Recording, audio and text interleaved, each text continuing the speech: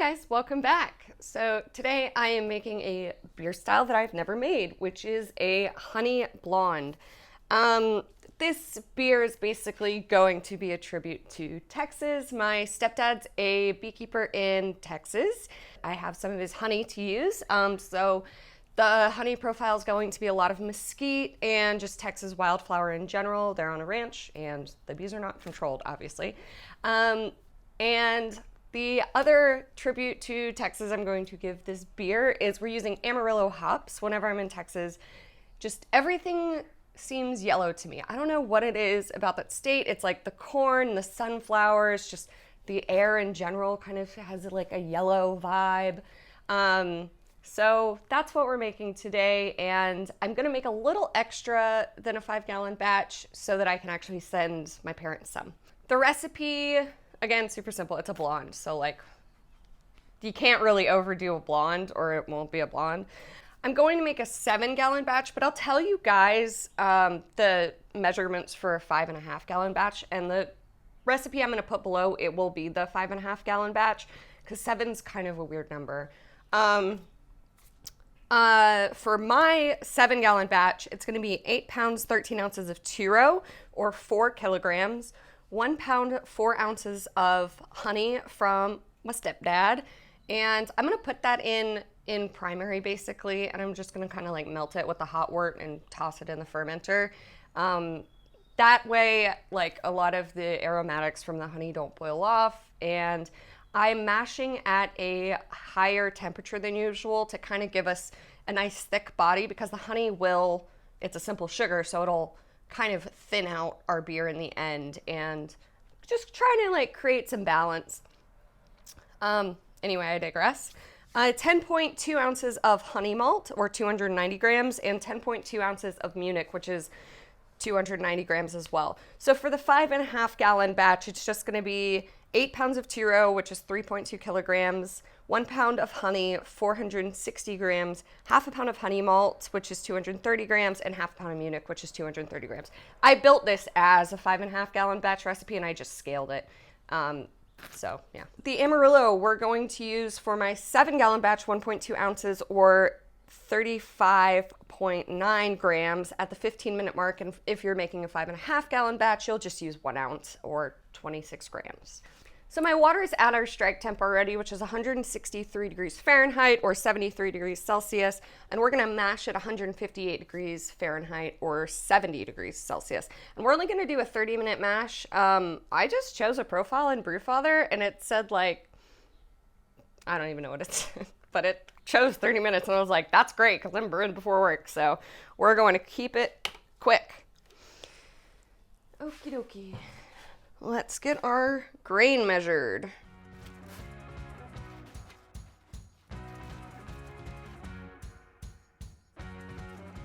By the way, this is going to be a 5% beer, give or take. I tried to measure the gravity of the honey, but I couldn't figure out how to do it. So we're just going to hope that it's actually like 1.035 is the gravity for that. That's what it's estimated on Brewfather.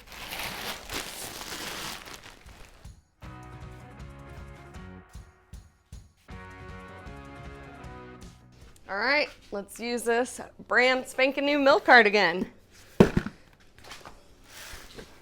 My mill is set super fine, as per the usual.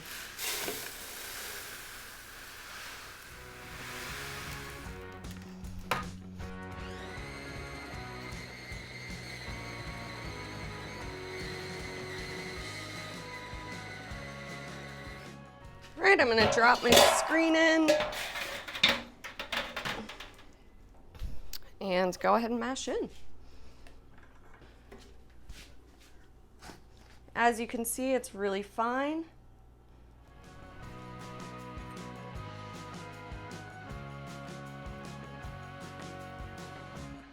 I'm gonna turn my heat down to our strike temp, which is 158 or 70 degrees Celsius, I think.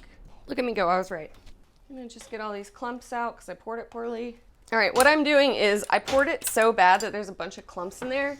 So I'm going to basically drain some of the water out so I can mix it better. Just to break those guys up, because I don't think it was gonna happen with all that liquid. So let this be your lesson. Pour it in slowly, don't rush it, or you'll end up spending more time in the end, as per most things. All right.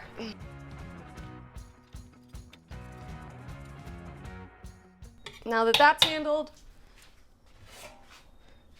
I will see you guys in 30 minutes when we are ready to pull it. You know what I just realized? I thought I was making a 5.5 gallon batch, so I only put 7 gallons of water in here. But actually I needed 9 gallons of water in here. Okay, so I'm gonna add 2 gallons of water. Just FYI, my starting water volume should have been 9 gallons or 34 liters. Sometimes I make mistakes. A lot of times I make mistakes.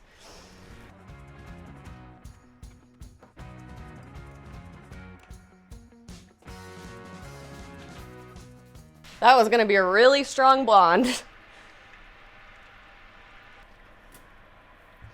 So it's sitting at about 7.5 right now. So I'm gonna take it. Wait, what? That doesn't make any sense. Oh, because I had like 7.5 in there. What was my? Okay, my pre-boil volume is supposed to be 8.25, so I'm just gonna bring it up to that.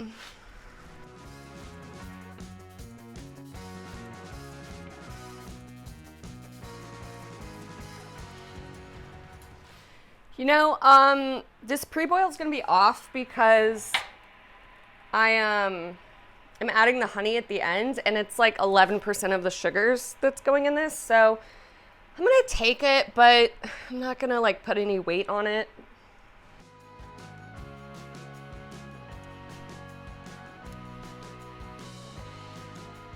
So my pre-boil gravity is 10 bricks or 1.04-ish. That was actually my target. So it looks like my mash efficiency was 87% versus 83%. I don't know how it keeps getting higher, whatever. Actually, I bet it kept the honey out of that because the honey is like an external fermentable. So technically shouldn't it be in the mash? I don't know. I don't know how their calculators work. All right, this guy is starting to boil, so I will see you guys in 45 minutes for our single hop edition. At the 15-minute mark, the 1.27 ounces of Amarillo or 35.9 grams. All right, our 45 minutes is up, so I'm gonna measure out my 1.27 ounces of Amarillo or 35.9 grams. If you're making a 5.5 gallon batch, it's just 1 ounce, 26 grams.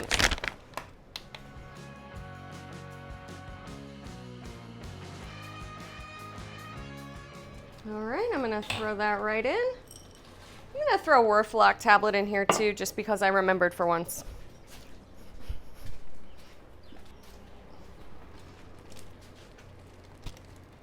All right, I'll see you guys in 15 minutes when we're ready to cool. All right, our boil is done. Whoop, wrong thing. Shit. Whoop. Whew. Okay. Our boil is done. I'm gonna turn off my heat and we can start chilling. I have my water out set up already. We're gonna wanna drape this hose just right in the top. I'm gonna show you guys something that I find awesome. So I got some quick releases. Please ignore my really bad Teflon tape job. These I just got at Home Depot, but they're basically like hose quick releases. And I put a female on my chiller and a female on my little spigot thing. And in theory, this should just pop on so I don't have to screw it anymore. If I can figure out how to use a quick release, which you would think I would know how now by now. All right, it's quick released in.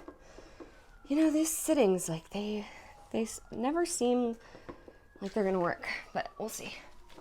So I'm gonna turn on my water and we're gonna see if it explodes everywhere. Oh my God, it's totally working. All right, I'm gonna turn on my pump. Okay, I'm gonna weigh out my honey now.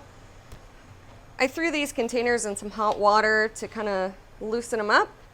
And we want 1 pound, 4 ounces, or 580 grams.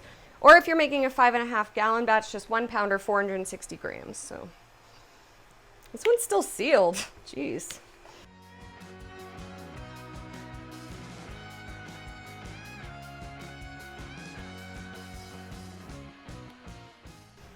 All right, I'm gonna put this directly into my fermenter, mainly so I don't have to clean honey out of my kettle.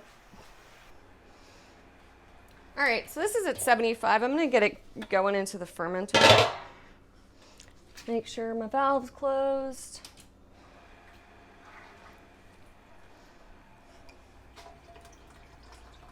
And I'm gonna pour my honey in.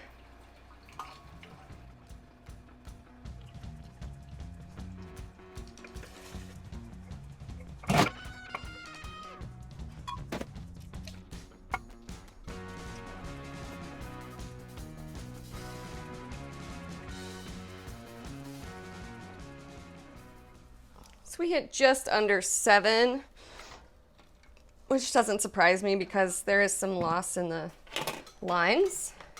I'm gonna shake this up and take an actual original gravity with the honey in it from this sample port.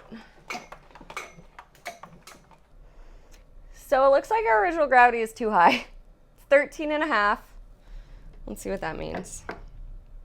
So it means 1.057, so that's about 5.7% beer-ish. So it looks like, yeah, 5.6% beer. I guess, you know, the mill was too fine and the honey's too sweet. Also, we were a little under the fermenter volume. Oh well. And I'm going to pitch my Safale 04. I really wanted to do a German ale yeast, but because like my family's German and they live in Texas, and there's like Texas Hill Country, which is super German. But I didn't have any, so oh well, pretend. I'm only doing 1 pack of this because the dry yeast, like the Safale, it actually has 2 billion cells instead of 1 billion. I'm gonna ferment this at I'm actually gonna start it kind of low at like 64 and then ramp it to 68. All right, spinning valve set as high as it can go. It usually sits around 10. I don't know why. Oh, actually, I wonder if this pressure release valve actually keeps it at 10. That would make sense, right? Thanks so much for watching. Like and subscribe. I'm gonna call this the Witty Honey Blonde because that's my mom's side of the family. Very, very German. I'll see you guys soon for the review. Bye.